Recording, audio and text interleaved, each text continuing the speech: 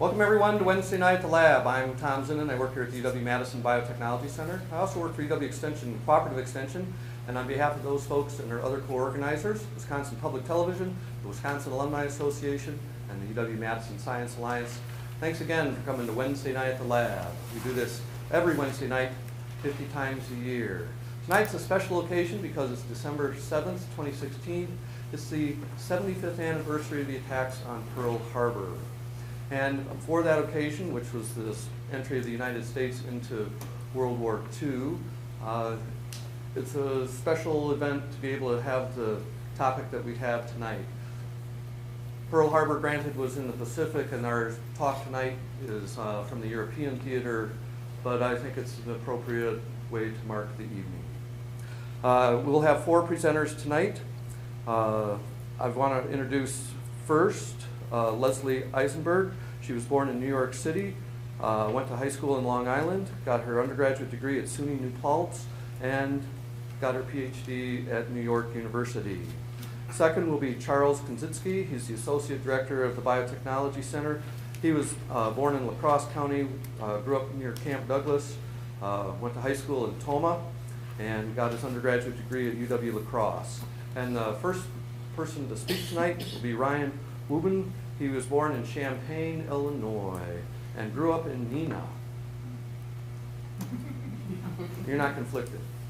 And then he went back to the University of Illinois to get a degree in archaeology. Then he came here to UW-Madison to get his MD degree.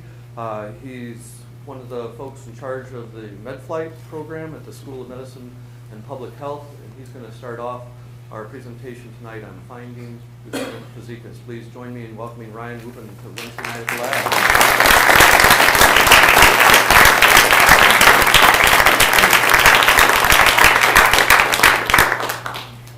Thank you, Tom.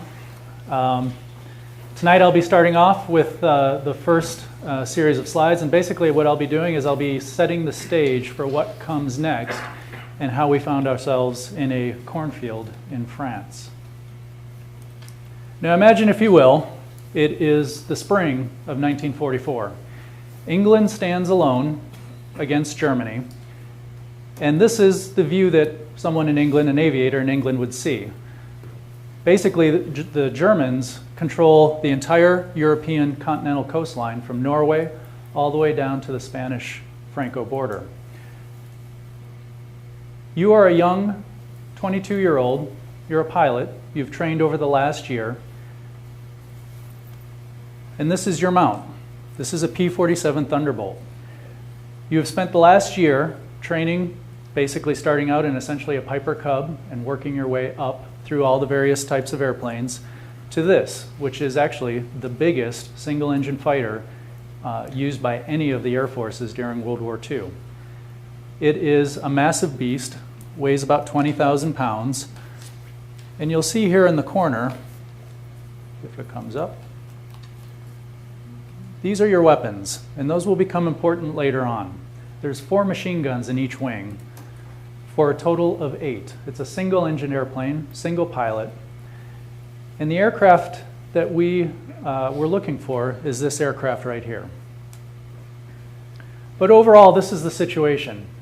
England stands alone, but everyone knows that there are plans afoot to invade the continent.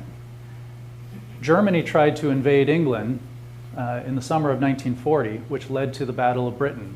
And there were big plans afoot to go from France and invade England during the summer of 1940. The Battle of Britain put a stop to that. So the Germans had always assumed, when they were making their plans, that they were going to invade England from this area up here, which is the Calais region. So the Germans had posted many units of their army up here in the Pas-de-Calais region of France and spilling over into Belgium. And there was a huge movement afoot to try and obscure where the actual invasion was going to happen. General Patton, as you may know, had phantom armies all set up in southern England with inflatable tanks and all sorts of spy craft was afoot to try and obscure where the actual invasion was going to happen. Even to the point of taking bodies by submarine and dumping them on beaches in Spain with fake documents in dossiers for the Germans to find and report back to their high command, stating that the invasion was going to happen up here. The actual invasion was down here. This is Normandy. And this, especially in this area right in here, is where the actual invasion took place.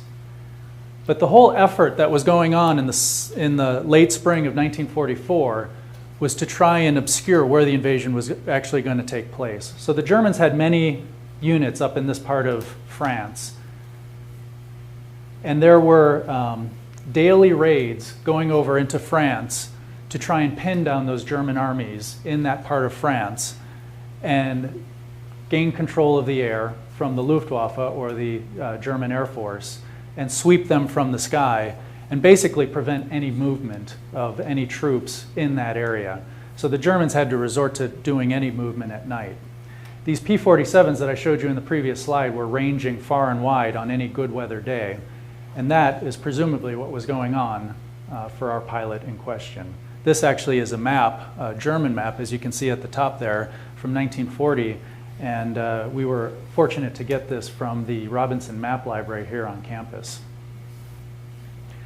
So this, again, is the situation. London is in the upper left corner up there. This is London. This is the Channel front, from basically the Netherlands all the way down to France.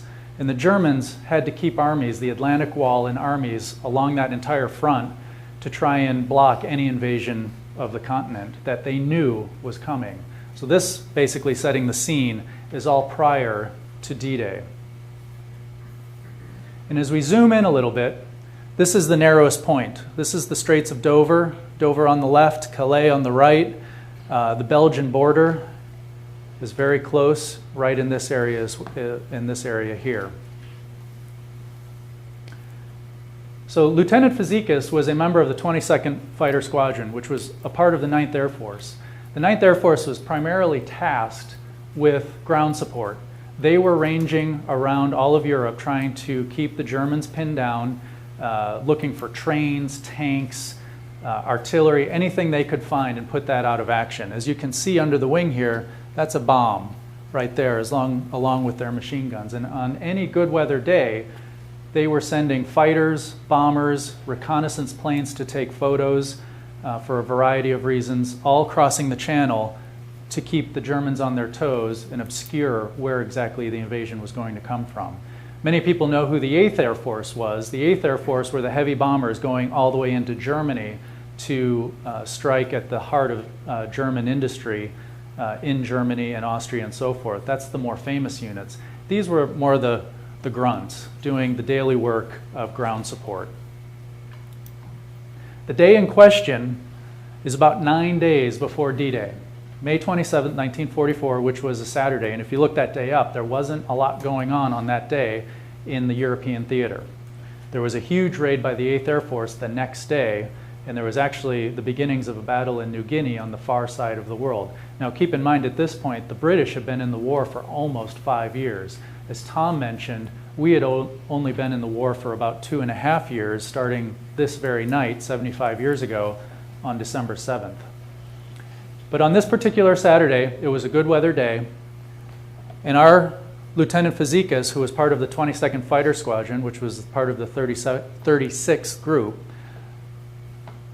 was in this area right here, which is called Kingsnorth. It's an airfield that doesn't even exist anymore. It was a temporary airfield for fighters that was constructed by the British for the Royal Air Force earlier in the war and used by the Americans because of its proximity to the Channel coast and the Channel front. And as you can see, it's only 70 miles from Kingsnorth to where he came down in Saint-Omer, which is this area right here. Calais is right up in here. Dunkirk, which is also a famous point of evacuation for the British Army 4 years before when they had to evacuate France, is just about 20 miles up the road here in Dunkirk. Unfortunately, we don't know what the target was that day. We've actually done some digging to try and find out more details of what exactly happened that day, but at this point, we don't know. There are a lot of suspected sites that they may have been striking. Saint-Omer was a Luftwaffe fighter base earlier that spring, but by that point, they had withdrawn back to Germany. Also, and in parallel with the invasion coming, the Germans were also building V-1 and V-2 rockets that were being launched from this part of northern France and into Belgium. And so we don't know what the target was, and I don't know that we ever will. But what we do know is that on Saturday, May 27th, about 1 o'clock in the afternoon, from the reports, the visibility was clear, or the skies were clear and the visibility was good, a good flying day. And Lieutenant Fazekas was with his squadron striking targets reportedly in the post-bombing run, and he had been hit by anti-aircraft fire. And basically all we had to go on were these last sentences that are part of the missing aircrew report, which are a few sentences which described what happened. And that he was flying at about 10,000 feet, presumably he had already been hit, and he made a gentle diving turn out of his formation. He kept losing altitude, and suddenly his ship broke into a tight spiral just before hitting the ground. The ship exploded instantly, and he made no radio call. And that's all we have to go on. Lieutenant Fazekas at the time was only 22 years old. He was from Trenton, New Jersey. He had grown up in that area. He was the son of Hungarian immigrants. And he had just been married the previous year in 1943, and he had a 6-month-old son who was born in December of 1943. That will become important later when we meet that 6-month-old son a little bit further down the line in the story. Also equally important is that there was a 12-year-old who was on his family farm in the little town of Bousquet, France, which is right outside of Saint-Omer. A 12-year-old French boy who was on the back part of his family's farm when he saw this airplane go down. And we will learn more about him later as well. In the aftermath of this, again, this is only 9 days before D-Day. This is essentially behind enemy lines. So there is no ability to go and investigate by the Allies what had happened. He was one of just many missing airmen who went over the channel, struck targets in France, and never came back. We do have a translated German report of, most likely from the flak unit that shot him down, that they went out and investigated the site. They found, quote, 2 to 3 machine guns, and again, this will become important later on. There is descriptions of filling the crater back in, but then 9 days later, the D-Day invasion came, and everyone's attention was focused on that, both the Germans and the Allies. This part of France was actually only liberated much later in the fall of 1944. And after the war, the British and the Americans were both going out to investigate crash sites and try to make an accounting of all of their missing airmen. The British were the first at this particular scene. They came on site. They actually found parts there that had American markings on them, so they signed off and said, this is an American airplane, we're moving on. The US authorities investigated a short time later, and this was in the 1946-1947 time frame, looked at the site, interviewed the witnesses, and deemed this to be non-recoverable and moved on. At that point, Lieutenant Frank Fazekas of the 22nd Fighter Squadron was listed as missing in action, one of many thousands of missing airmen and soldiers who have been listed as missing in action. And in fact, there is something on the order of 80,000 missing soldiers starting on December 7th, 1941 until the present day. There is a Department of Defense unit called the Defense POW MIA Accounting Agency, and you will hear us use the term DPAA, and that's what this stands for, whose task is to go out and make an accounting of all of these cases. Even though this particular case is 72 years old, it's still on their list. They sent an archaeologist or an anthropologist and a historian out to the site in 2012. They have a master list of all of the cases on their list. They went out to evaluate the location, scout the site, and interview the witnesses. And this particular case of Lieutenant Fazekas was placed on what they call their master excavation list. And subsequent to that, because of a case that volunteers here at the University of Wisconsin had been involved in, and has actually been presented in this forum, I believe, in the past, and resulted in quite a bit of media attention, there was a Private Gordon who was a soldier lost in the Normandy invasion that people from that Chuck and others were involved with in 2013 and 2014, which led directly to our involvement here at the University of Wisconsin. And now we fast forward to the summer of 2015.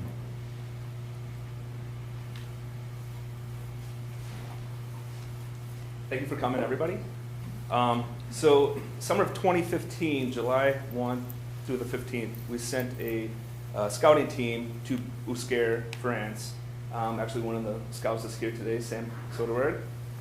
And they connected with Mr. Kush as what the eyewitness, who was 12 at the time. Now remember, this is 80, he's 84 now.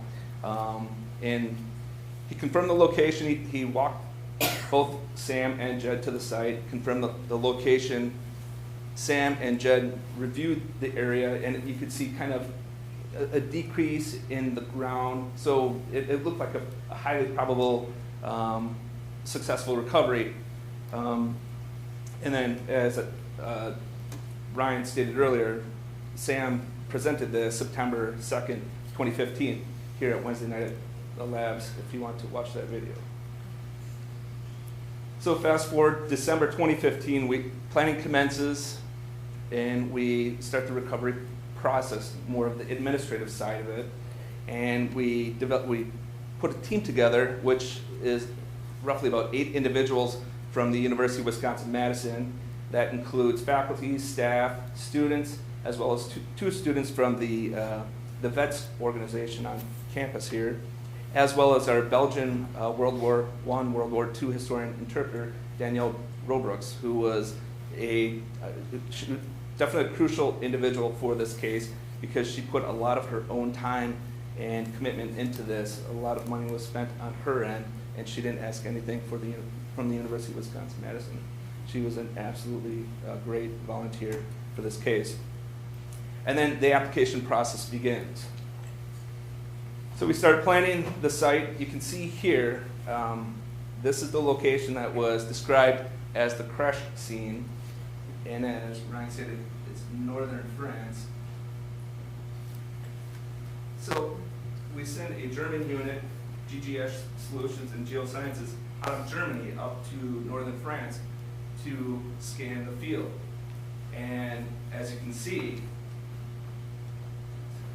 there is absolutely no sign of the crash. It was a negative outcome. Your mic has died. This is the same one Tom had. I know. Tom ruined it. Negative. I appreciate it. Oh, you can hear it now. Now I can hear it. Let me. Okay. Test. Okay. Where did I lose it? Where was I lost at? Right at the beginning of this. It was a negative result. Okay. So it was a negative result. We were frantic. We were very frantic because we put a lot of time and commitment into this case. So we reached out to DPAA regarding our outcome. They were as frantic as we were because this was probably one of their first cases of working with academia on a case as such. And you know, we were thinking, do we have to cancel the project because we don't know where the crash site is? So luckily, April 21st, 3 days later, DPAA Searching Archives obtained an image from the National Collection of Aerial Photography out of Scotland. This is an absolute resource. If you love history, I would say go to this website. They have thousands of aerial images from almost every conflict. So, however, I just want to show you, there were 3 images of this area taken. This is one of them. If you see right here, that's the crash site. It was right on the edge of the film. And if you look at the other two films, it's even closer. So we were lucky that it was just by chance that this happened. So the project was back on pending excavation permit. But I want to give you an image, a full view image, so you can see it up closer, and then I'm actually going to zoom in a little bit closer. This image was taken 2 days after the crash site. So, no negative outcome regarding the scan. So what we did is we took the image and we actually overlaid it on Google Maps and got coordinates via Google Earth. And you can see right here is the crash site. There's a few things I want to point out here. Remember the eyewitness stated, well, it was north of the road. He stated it was right here. Well, with the train line coming in right here, many, many years, so time erases, many types of historical thoughts, as well as changing in fields and roads even here, it was north of the road, so he was correct. But the road had moved sometime in between that point in time and the current point in time. And you can see how we overlaid the map to get an idea of where the location was. So June 26th, we continued our effort. However, we we got past one road bump and then the next road bump. Access to the field. It was a little difficult. They're farmers. They had crops planted. Farmers are very protective of their lands. I grew up in a farm, environment. I know how that protection is. However, we determined the start date to be July 24th. So early July, I'm in northern Wisconsin on vacation, and I'm on conference calls with DPA with Germany, with Danielle, our interpreter, on July 2nd and 4th. On the 4th of July, ironically, the landowner, DPA, and the interpreter met, started negotiating, and the landowner that day gave acceptance to work on the field. So I sped home, July 5th through the 10th, finalized the permit, submitted it, and it was approved on the 13th.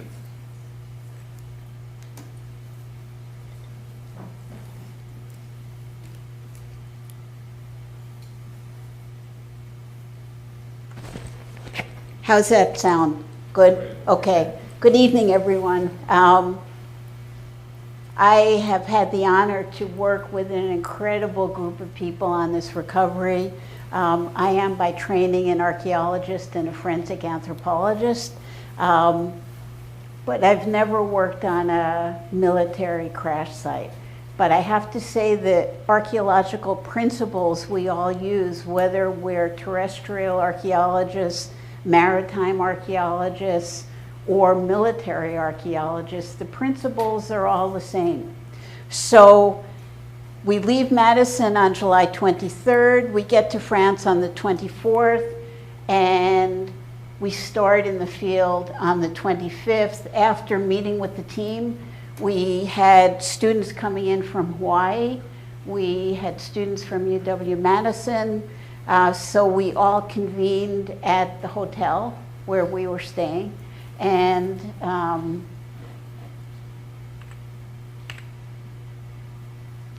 sorry about that. So being an archaeologist, you learn to think in 3 dimensions. And what we had before we left for France, we didn't have a whole lot of information, and it's not really the best way to go into a field situation. But what we did have were the maps that Charles just showed. But once you get into the field, things are no longer in 2 dimensions. So you have to start thinking in 3 dimensions. And we had a map. You can see here there's a scale on the map, which we came to find out was way off. So what we did ultimately to relocate that crash site that you saw in those aerial photos, was to triangulate from an existing building at the time of the crash that's still on the landscape today to get us to the area where we thought we needed to be.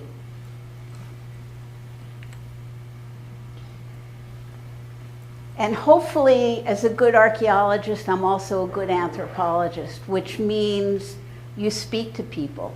And the person I'm speaking to here is Mr. Mark Kusch, who was a 12-year-old witness at the time. Incredible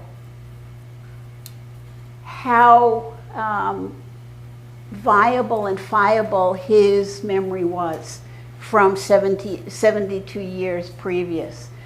When you're 12 years old, I think the whole world probably seems big to you. So you take information from folks, maybe with a little grain of salt. You think maybe their memories have faded over time or memories get magnified. So I was taking in everything he was telling me in French and hoping at least 50% of it panned out. Incredible gentleman, very welcoming to me and the entire team. Here is the landowner who on Independence Day gave authorization for us to go work in his field.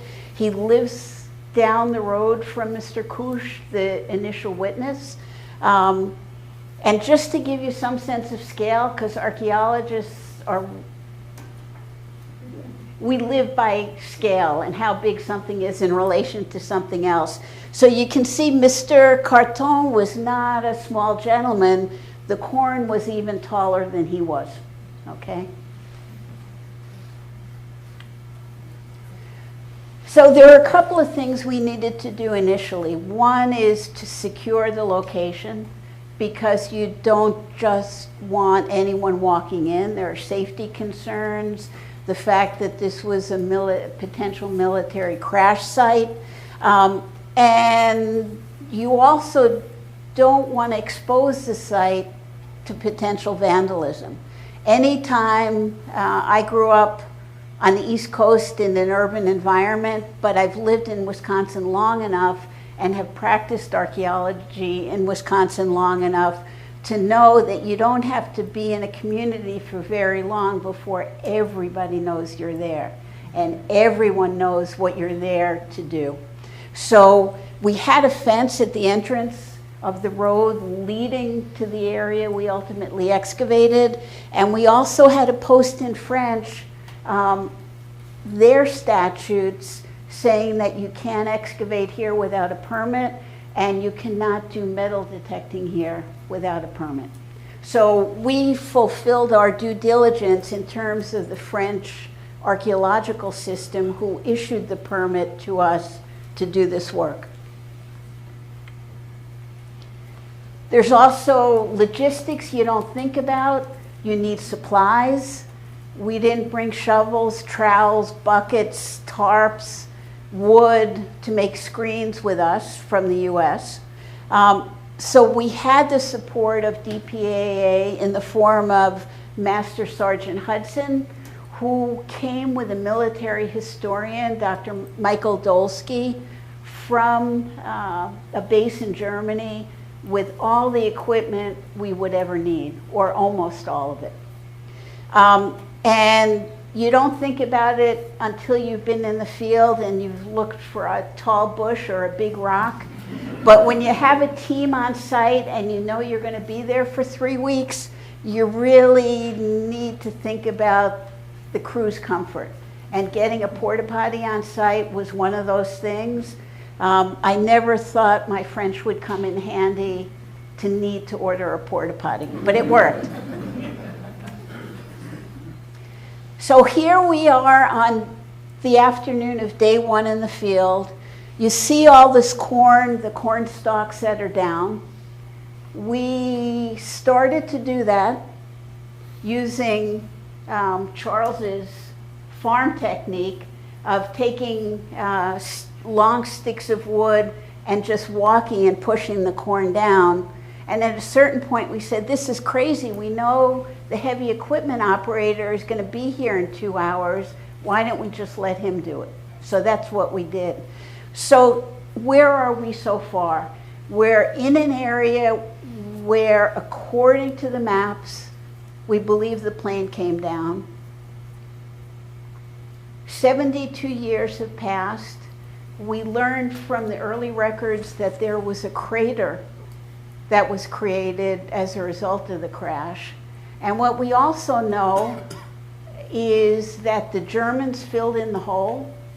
And in speaking to folks, the Germans wouldn't even let the villagers get close to the hole to see if they could assist with the pilot's recovery. We know that the landowner over the years had filled in that hole, even more than the Germans had.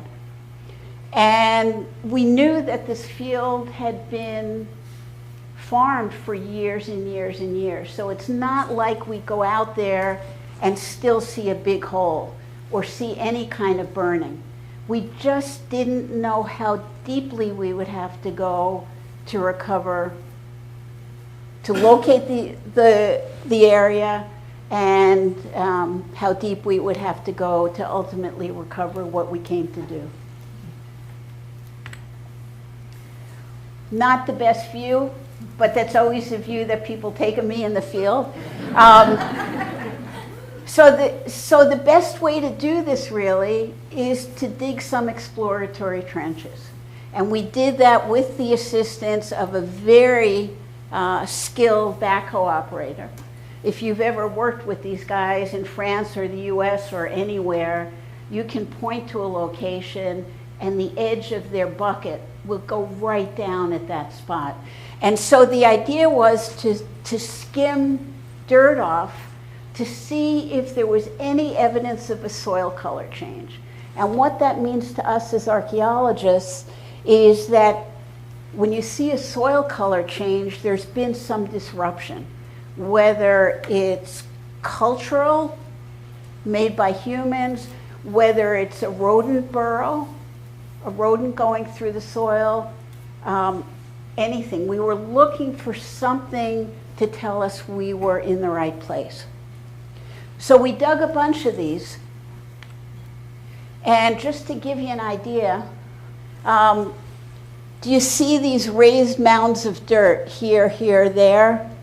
And there are 2 open trenches up there. The raised mounds of dirt represent trenches we had filled in after excavating because there were no soil color changes. And I'll show you what the stratigraphy looks like in a second, the soil profile as we call it. Every archaeological site tells a story. Some sites tell lots of stories. A site may be created by a one-time event, one episode, like Pompeii. It may be created by successive occupations of a site.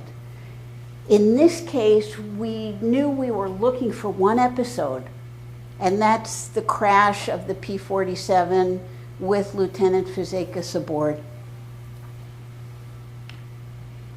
So here, can we dim the lights a little bit? Nope. Okay. Well, I'm glad I have the next slide in here then.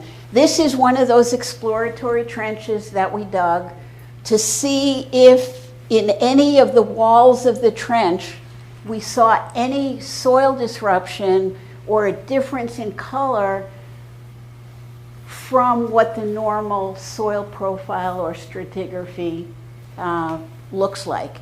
And the deeper you go, obviously, the earlier something is. The closer you are to the surface, the more recent it is, unless the soil gets disrupted by something like a plane crash. And we know from the description that if the plane went into a spiral, it may have gone down in a very acute angle.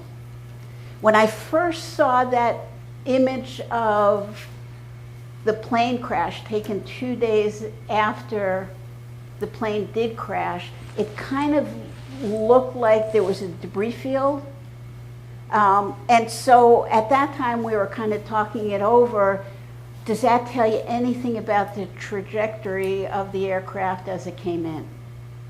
To me, it looked like maybe less of an acute angle, but you'll see as we go that the impact was almost vertical. And here, what you have here, this brownish gray soil on top is the normal plow zone or the tillable land. And underneath it, in almost every one of the exploratory trenches we dug, was this heavy yellow clay, which really didn't make me feel too great. This was the beginning of the excavation, and if you've ever tried to dig in clay, it's not fun. So I thought, well, maybe it's just localized to this area of the site, but unfortunately, that's what it looked like everywhere at the site.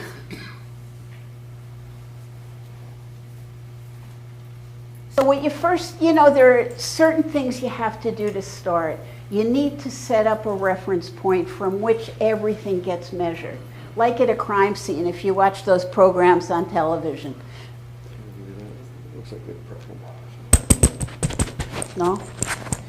Let me just move this. So what we do is set up a reference line.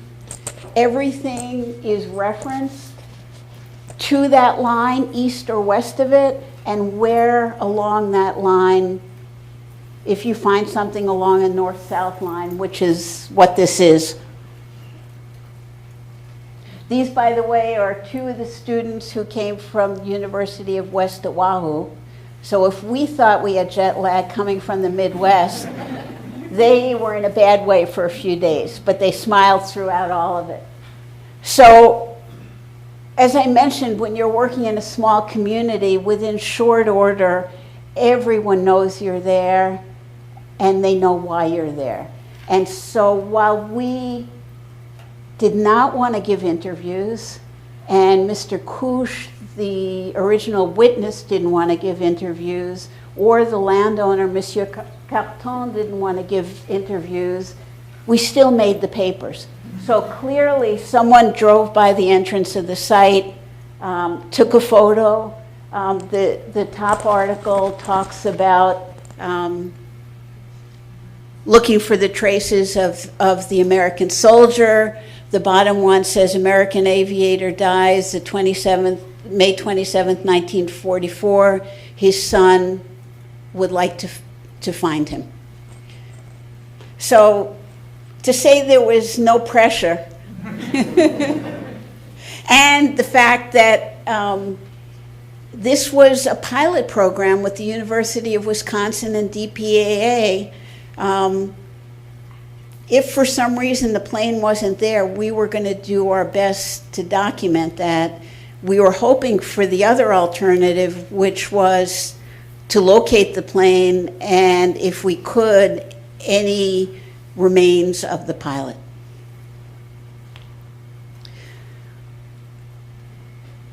So any kind of soil discoloration is something that perks an archaeologist's attention. And here you can see a darker area. And I'm trying to clear back to see how wide it is, how far it travels, and what the shape of it is. Because we had little information on the crash. We knew that the plane didn't crash in the field across the road where the ground penetrating radar results came up empty. So we were hoping we were in the right place. I don't know that you can distinguish the soil color change here, but it's really abrupt through here. What we came to find out was that soil discoloration, which has very clear borders here, actually represented one of the drain tiles that was in the field. So while it was a cultural change to the soil, it wasn't the right one. And as Tom told me as we were going over the presentation, that this was an agricultural feature.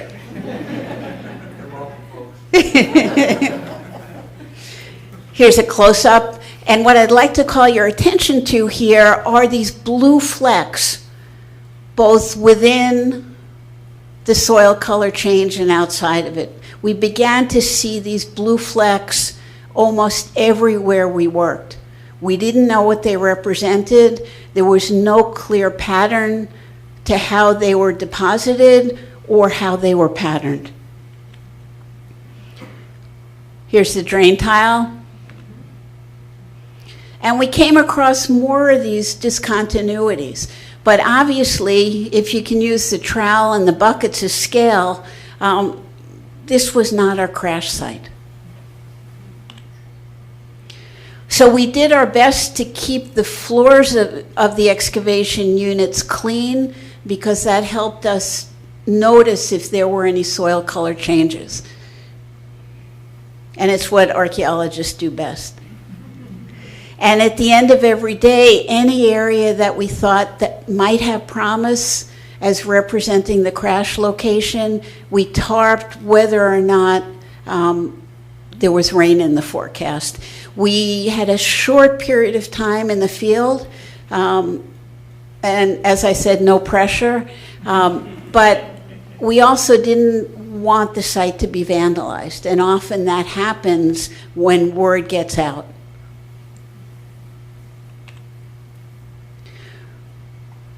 So in this area, there's lots of that blue stuff, more concentrated. We still didn't know what it represented.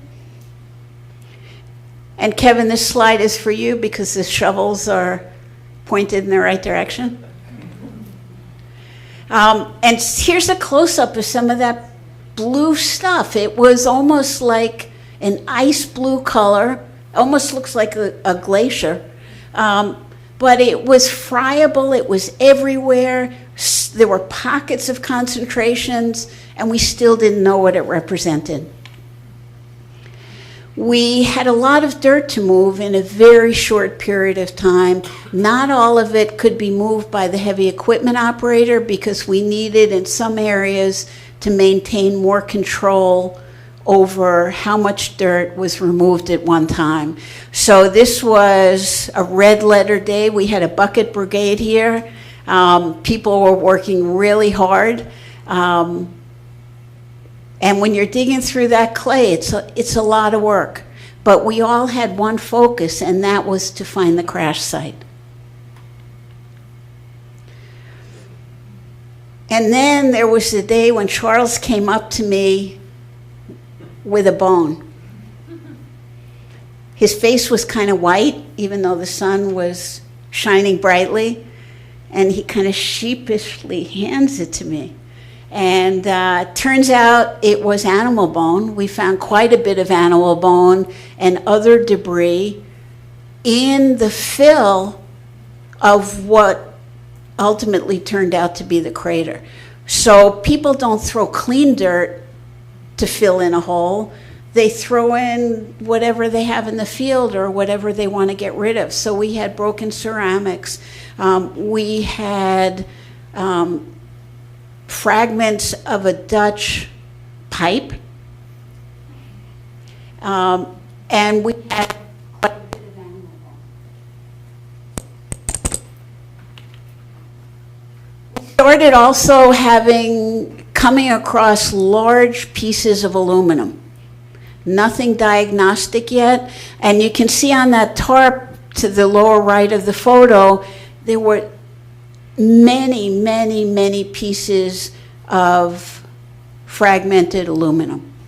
Some with rivets, some with rivet holes, and so that kind of keeps you going. This is Claire Steffen, by the way, who is a UW graduate, now in graduate school in Colorado. And behind Claire is Danielle, who did all the legwork for us. She's from Belgium and also worked with the landowner to make this happen. So everything that came out of the soil we excavated got screened, and you'll see more photos of the screening operation later. But at the end of every day, folks on the team would go through everything that we collected to look for anything diagnostic that would help us identify the plane, anything diagnostic in terms of what could have been personal effects. And so it's a slow, tedious job. And there was lots of stuff. The military DPAA isn't interested so much in the plane parts. Like us, they were interested in finding enough to document that this was Lieutenant Fazekas' plane and perhaps Lieutenant Fazekas. So this is just a very small sampling of the spent cartridges, 50 millimeter cartridges that came from that site. And I don't know that we weighed all of them, but there were a lot, and then some. And then one day, we're probably about 2 meters down, and we found some pieces of rubber that seemed to have a pattern on them. Ryan, who is a pilot and very interested in aircraft from this period of time, had brought with him some books from the US. He had just been to the EAA show in Oshkosh and picked up some books on the P-47 aircraft, the Thunderbird. And we compared the tread pattern on this and some other pieces of rubber, and it matched exactly the tread pattern on P-47 tires. So, you know, every day, it was like this carrot hanging out there. Every day, there was more information to keep morale up, to keep us going. And so we start finding larger areas of soil discoloration. Until we get to this area, and I wish we could fool with the lights because this area is very dark and greenish brown. And I had never, as I mentioned, never worked on a military crash site, but it looked all the world to me like fuel, you know, that greenish black stuff. And when you get really close to it, it really smelled like fuel. And so what you have here, for an archaeologist, this is like gold. This is a deposit that's not been exposed for 72 years. Anaerobic conditions, no oxygen, so it's well preserved, and the vapors were enough to knock you over. So anyone working in this area could work there for about 10 minutes, maybe 15 minutes, and then someone else had to come in because the vapors were just overwhelming.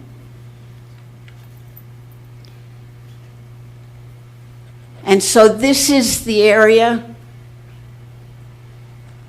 of the fuel-soaked area. And down there we're down about 3 meters already. And this kind of looks like a war zone photograph, but the terracing you see all around is required, like OSHA here has deep trenching regulations. In France as well, as you go down 2 meters, you have to go out an equivalent amount so that the walls don't collapse on you. And so that's what we had to do. The deeper we went down, the more we had to open up the excavation. And we did that, thankfully, with the help of our very skilled backhoe operator.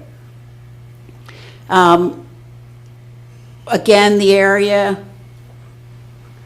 that's fuel-soaked, it's starting to get very, very moist, not from the fuel, but from water bubbling up. Because we're now down fairly far, we're in clay soil, and so there's no place for the water to drain. Again, this is much darker. where Morgan is excavating, very, very dark. And we're not finding much in it. And let me just go back. From this area, there was an area up at the top of the slide and an area over this way where 2 other teams of 2 people were excavating. In the area where Ian and Kevin, who's here this evening, were excavating, and it was not easy excavating, they began to find a cache of machine guns from the plane. Okay? So what you have is a central area that's fuel-soaked, very dark in color, and on either side of that, I guess, what do you think, about 20 meters or less? 10 meters. On either side of that dark stain, members of the team are finding guns from the plane.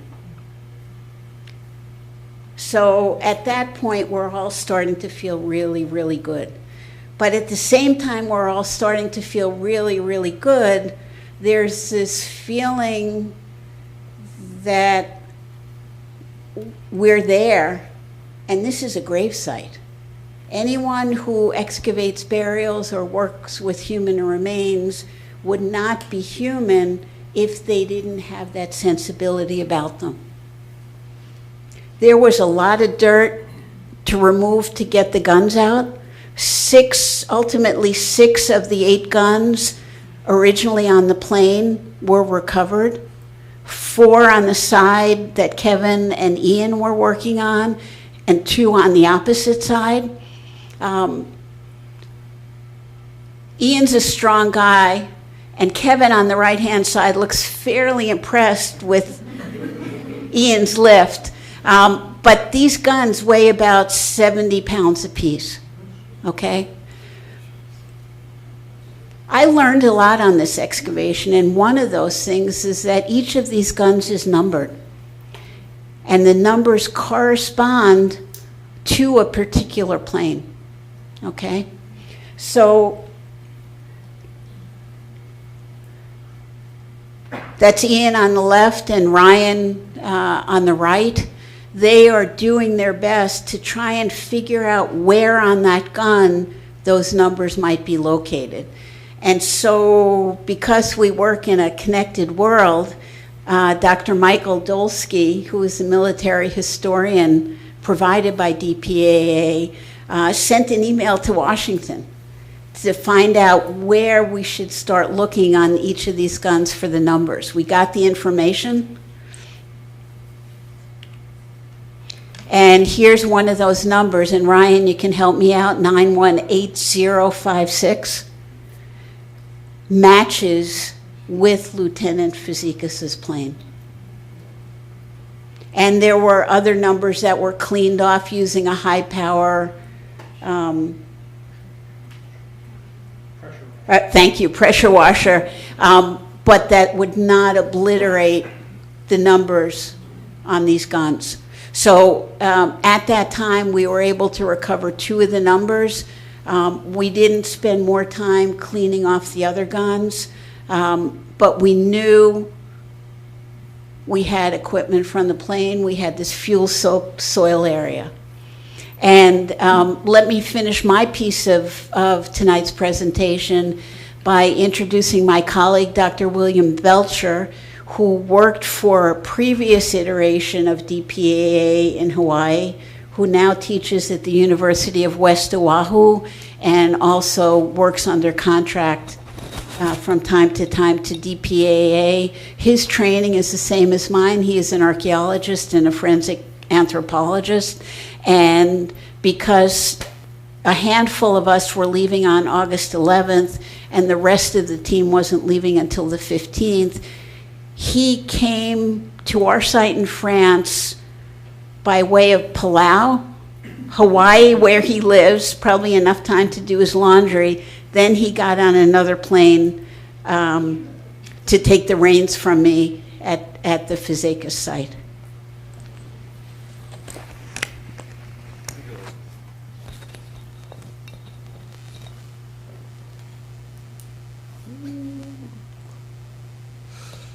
So I too am not an archaeologist.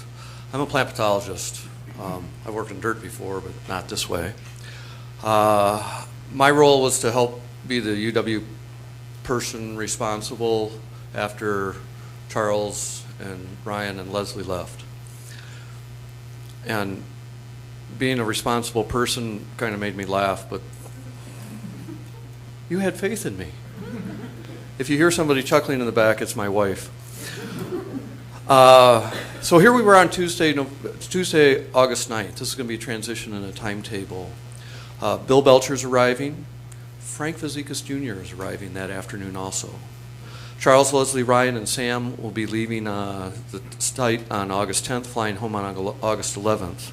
Saturday, August 13th is our last full day of digging, because on Sunday, August 14th, we have to document the site, backfill it, and close it down. Now, originally, we were hoping to dig through the 16th, but there was this little thing called the Feast of the Assumption, which is a huge summer holiday in France. And so we realized, whoa, we won't be able to go any beyond the 14th of August. So that's the time frame that we're looking at.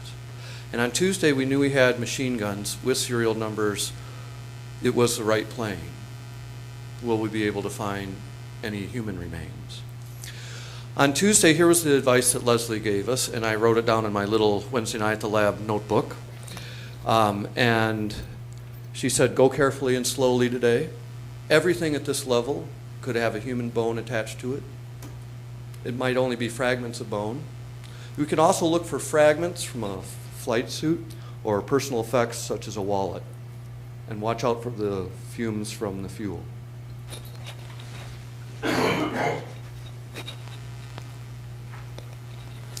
The hole is getting deeper and muddier, but we're getting closer to, when you know if there's 4 machine guns on one side and 4 machine guns on the other and you got a fuel patch in between, even a plant pathologist can figure out this is doing pretty good. These things were amazing to me. I'd never seen these before. They're like swing sets. They're shaker tables with screens, and you run a bucket brigade and you put the bucket in there and then you shake, shake, shake, shake, shake, shake, shake your table. And you're looking for little stuff and you don't know what you're looking for. Charles found some big bones. Even I recognize them as big bones. They look like brontosaurus to me. But this, along in here, we start finding these little bitty bones, and we're wondering, what are these? They're rodent bones. And that was real helpful to me as somebody who didn't know what was going on, be able to say, wow, you can see little bitty bones and you can recognize them without having been previously trained in that. And this is also a place where there's some camaraderie going on with the shaker table.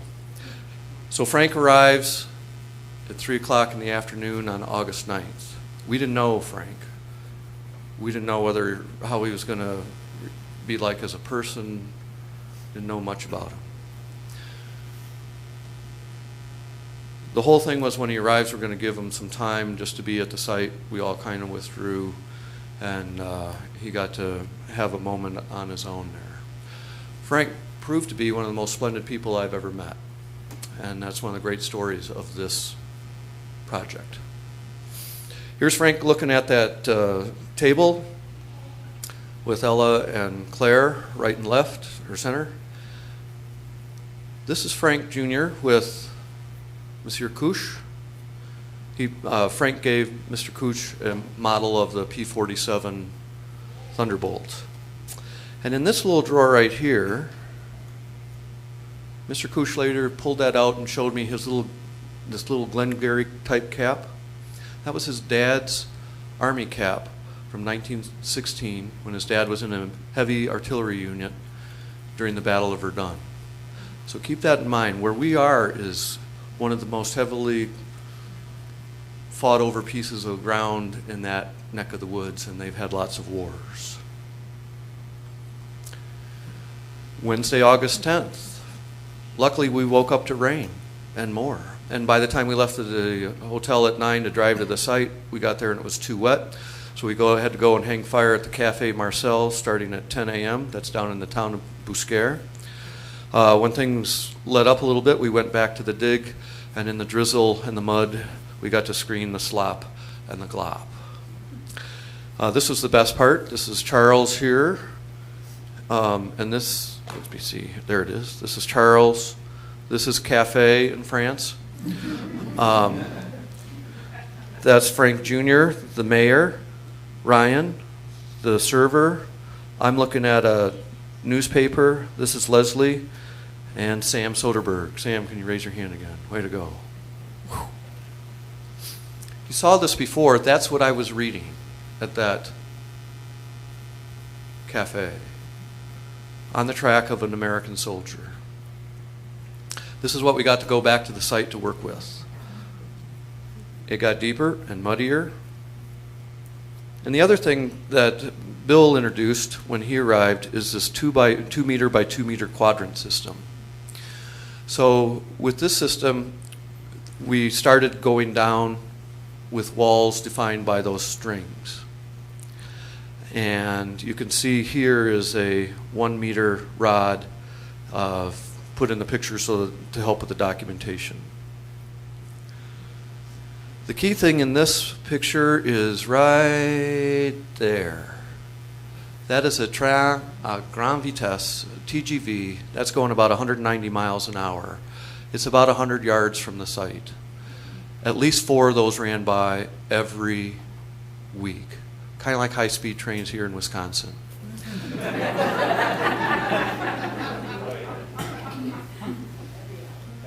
What did I say, every week? Jeez. Well, I blew that joke, sorry. 4 every hour. And when you first get there, it's like, wow, look at that, it's cool. But the big thing is, think how close that came to obliterating the site. Think what that meant, because that moved that road. It changed the ownership of the land. The building of the TGV had a big impact on the story that we're telling you tonight. And we go deeper. And here's a bunch of the aircraft stuff that Frank Jr. is looking over. And this is Wednesday evening at the City Hall, and Charles and Frank Jr. and Leslie and Ryan and Sam are preparing to say goodbye. Frank stayed, and the 4 folks from Madison went home. It didn't rain much on the 11th, but we had lots of mud, and then we had sun and mud. And being from the Midwest, I thought we would then have sun and dust, but we didn't have that. We kept carving down in the 2 by 2 meter quadrants. We're down to our last 3 days. The bucket brigades are going. We're doing a lot of screening. This is Bill. This is Dennis. This is me in my coat. That's how I can tell that it was raining. And that's what happens when it rains.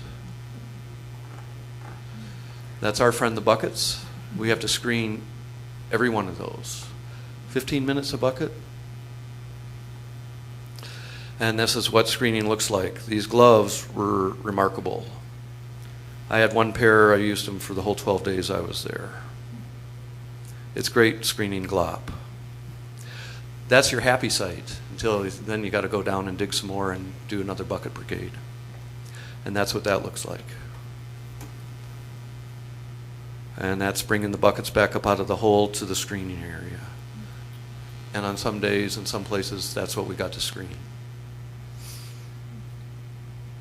And that's the look you get when you have somebody pour a bucket of glop and slop in front of you. Well, I can hardly wait to get another one of those.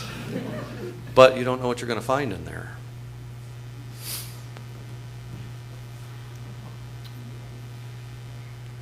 So here's Frank Fazekas Jr. working on the dig site of Frank Fazekas Sr. I don't do this much. As a matter of fact, n equals 1. But this was one of the remarkable things about this project, was having the son of the pilot present. I don't think we've talked much about Frank, have we? So Frank was 6 months old when his dad died. He grew up to be a United States Air Force pilot himself. He flew C-130 Hercules in the Vietnam War. And to get to have a beer with Frank Fazekas Jr. is one of the great pleasures of one's life.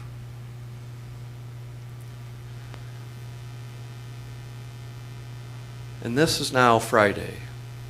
It's our second to last day. And Friday in the morning is when, at one of the screens, we found what we think is probable human remains.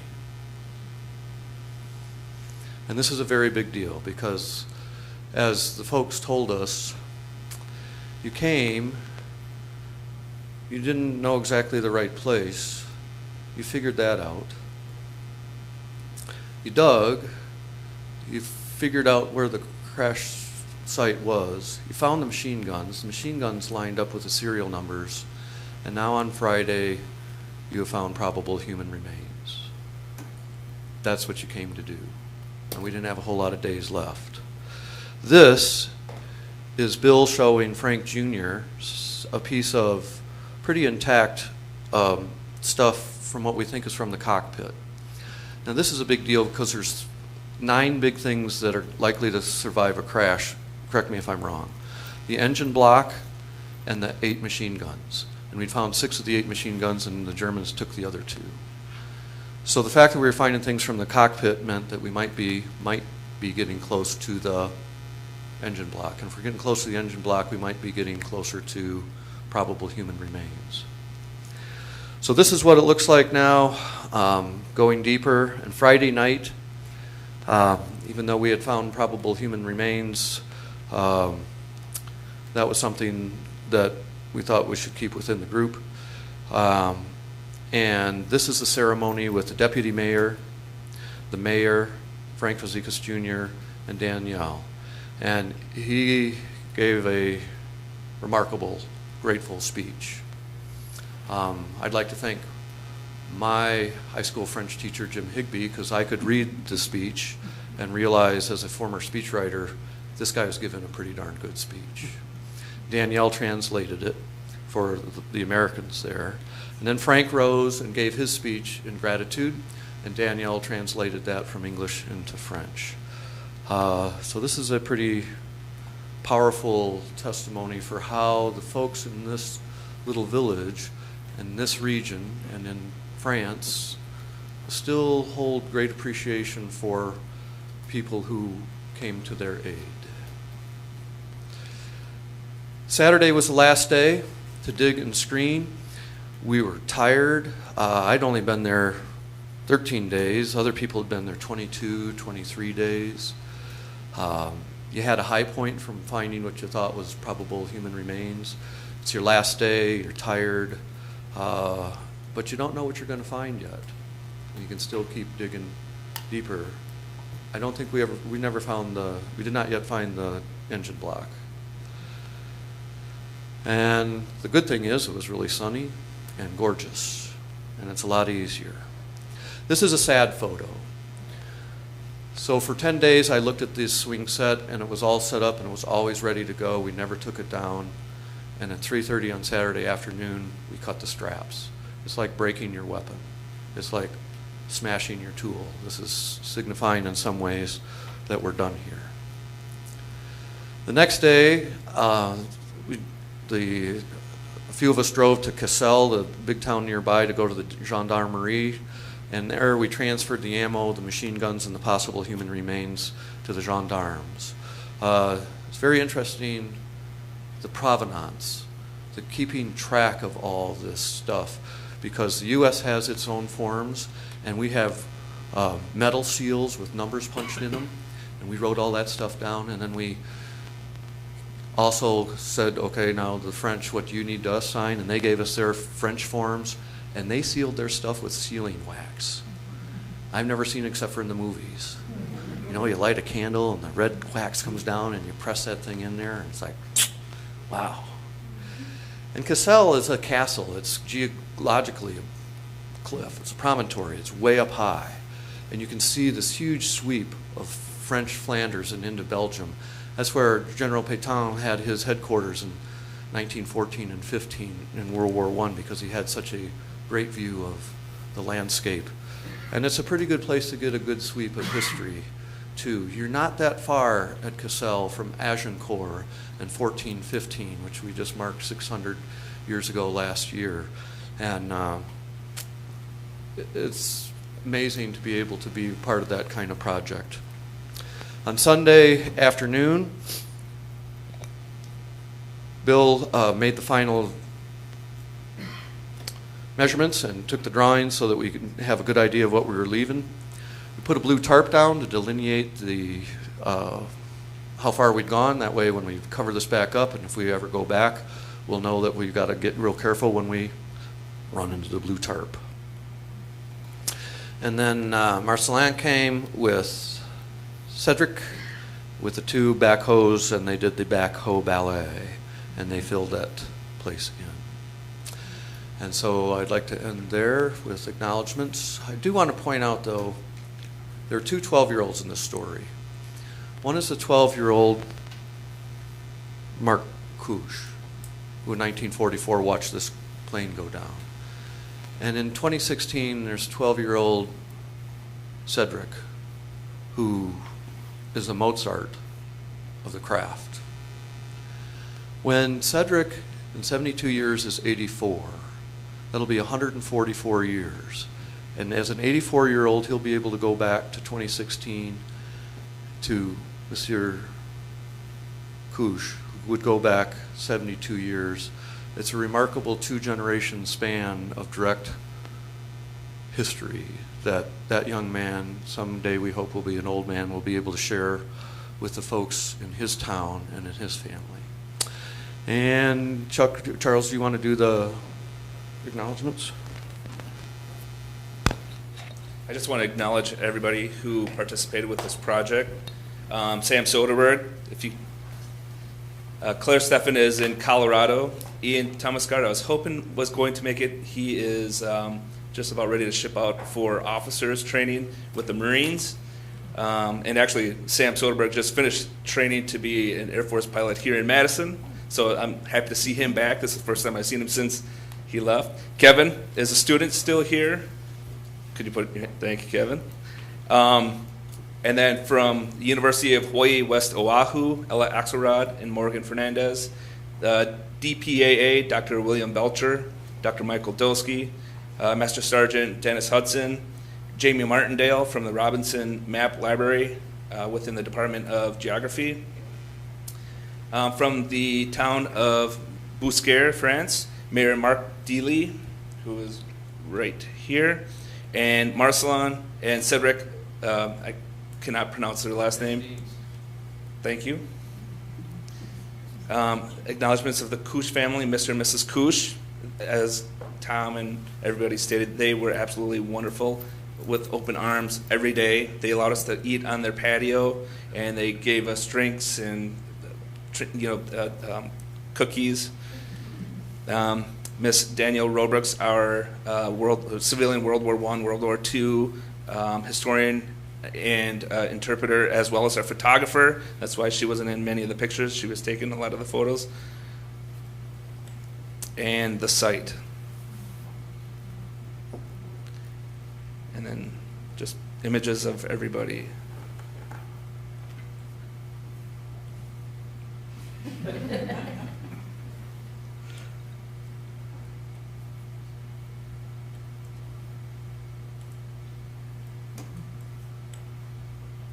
All right. Thank you.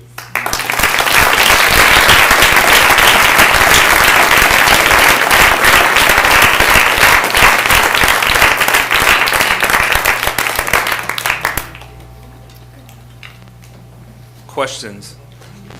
Did you ever figure out what the blue stuff was? We did ultimately. It was aluminum that had broken down over the years. That clay was very wet. It, From the plane or not? we believe from the plane. I mean, it was in the area of the crash. What was the size of the site that you excavated in total? I would say it was 30 by about 25 meters and down almost 4 meters at its deepest. And there's more to go if we have the support and the ability to go back. Two questions. First, were the human remains or the reported human remains examined, and are there any findings? And then the second thing is, it seems disappointing to everybody that you're so close, and yet there wasn't an ability to get an extension for a week or 10 days to kind of finish the job when you were already there. Tell that to our employers. Yeah. Academic. Many of us had to come back. Yeah, students were. I will. The gentleman asked a couple of questions. The first one had to do with the possible fragmentary human remains that may have come from the site.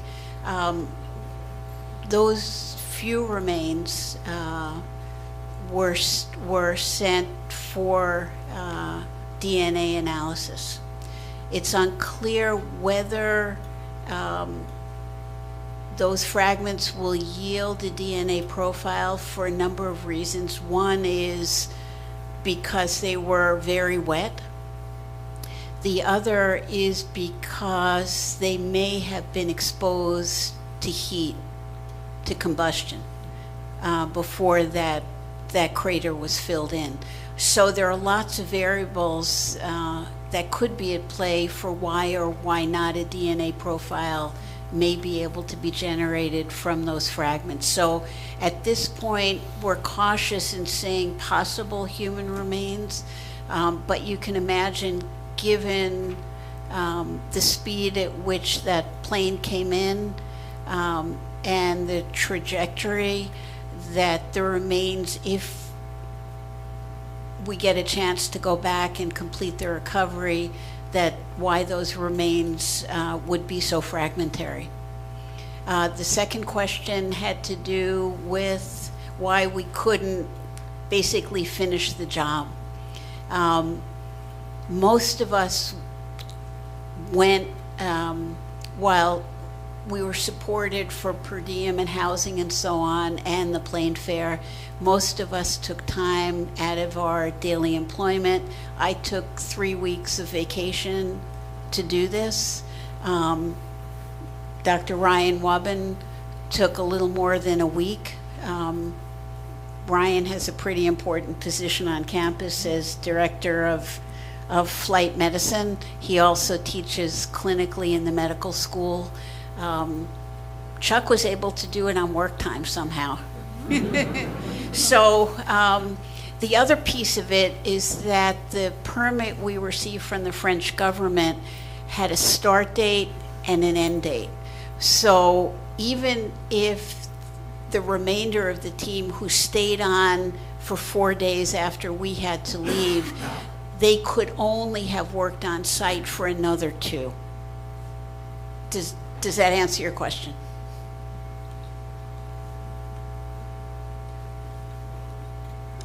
You mentioned the engine block, you could locate it. Are there any kind of a war artifacts or something displayed in Germany anywhere? So you could find out, you can identify that engine block with this particular piece? The engine block was not located. We were trying to get where we thought it would be, but we did not find the engine block.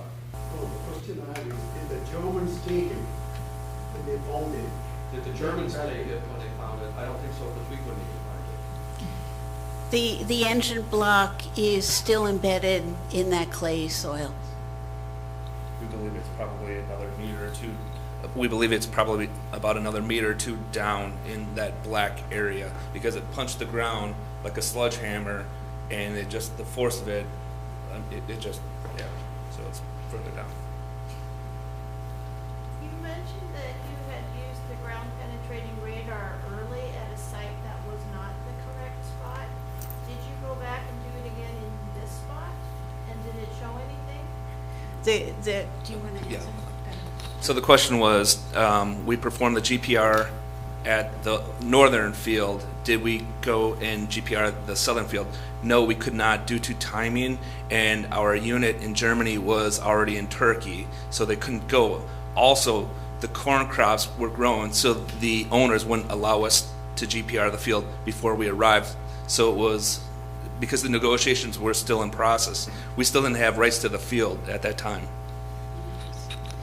If I could add to that, ground penetrating radar does not work well in very clayey soils, which is what we had, and the penetration of a unit, a GPR unit, would not be able to get far enough down to send back a signal that there was some anomaly there.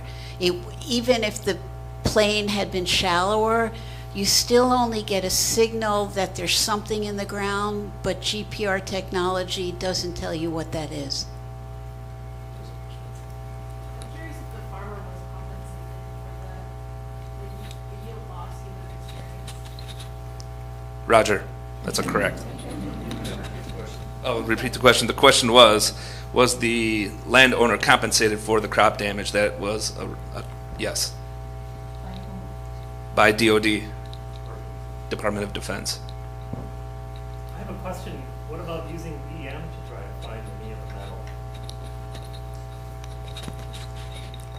It's possible, but given what you've seen, is it possible to use, basically the question is there another geomagnetic tool that would have given us the information we needed before we got on site or once we got on site?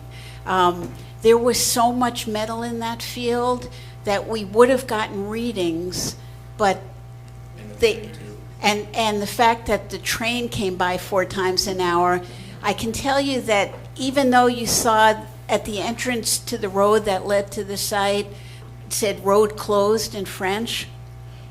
As I mentioned, people came through that gate right to the site.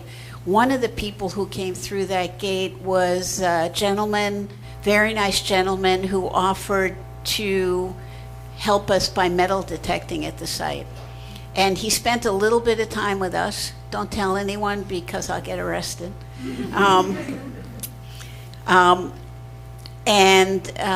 Every time, even if we couldn't hear the train coming, his equipment would pick up the magnetic signal of the train before it even got close to us. So there was a lot of interference that would have affected a GM reading. As well as underground cables that ran on our side of the tracks that were near the site. So that explains the bad dreams I've been having. any other questions? Why was this crash the one selected to investigate? So this was. So the question was, why was this? It's fine. Why was this crash selected as the site? As Ryan stated, it kind of, what do you want to say, that it spawned from the PFC Gordon case. So we had success with that earlier case in 2013, 2014, which was introduced to us by a civilian investigator, Jed Henry, which we had success with. That's another whole story in itself. This case was then brought to us because there was a good probability, and so we moved forward with it. So, is this considered another success so that you get more contracts for doing this kind of work? Well, we don't get contracts. Oh, whatever. So, but yes, so this was another success, and we're hoping, we're already planning for the next possible cases. And this Fazekas case was a test case for the University of Wisconsin. It was a pilot project for the University of Wisconsin, as well as with DPAA, in kind of having this partnership kind of assistant approach. We're already talking about future cases, and our future cases will be focusing on primarily, hopefully, Wisconsin MIA cases. So that is our focus moving forward. One thing we might mention with regards, the DPA has a master excavation list of all of the potential cases. And so this was near the top of the excavation list. So this was seen as, despite the difficulties we had, it was seen as a reasonable case that we could potentially work on, given the location and so forth. They have cases from Vietnam to North Korea to China to all over the Cold War. The Cold War, Cuba, all over the place. So it was, all things considered, a reasonable case to take on as a pilot project. And having, you know, kind of the past case hit the media, we get cases presented to us that are as unique as can be. One is a CIA MIA case that the individual is still in Havana, Cuba, and it's just, a lot of people come towards us, but our primary goal is, at the time, European theater and focusing on Wisconsin cases. Will that land be replanted, and is there a plan to mark it in any way? Actually, they have wheat growing on it, or they have what is it called? Winter wheat growing on it. Right now, it looks gorgeous. It's sad, but it looks gorgeous. It's it's perfectly. Yeah. And is there any kind of a monument or a marker of any? No. Nothing. Nope. The farmer is using it as a farming site again. There won't be a marker. They, as Leslie stated, we hope to go back in spring, pending support, and finish the site, but we're having difficulties with the landowner again. Another case may not be directly related. President Kennedy's brother was shot in the war. He's missing in action. Do you have any idea where any investigation is going on, or do you have any idea where he was shot? Or? I think he was in a B-24, and I think he went down over the English Channel. And I mentioned 80,000 in my part of the talk. Probably a good half of those were lost at sea. And I believe that Kennedy's brother was, if I'm not mistaken, was lost at sea in the Channel. More questions? Any more questions? If not, thank you very much.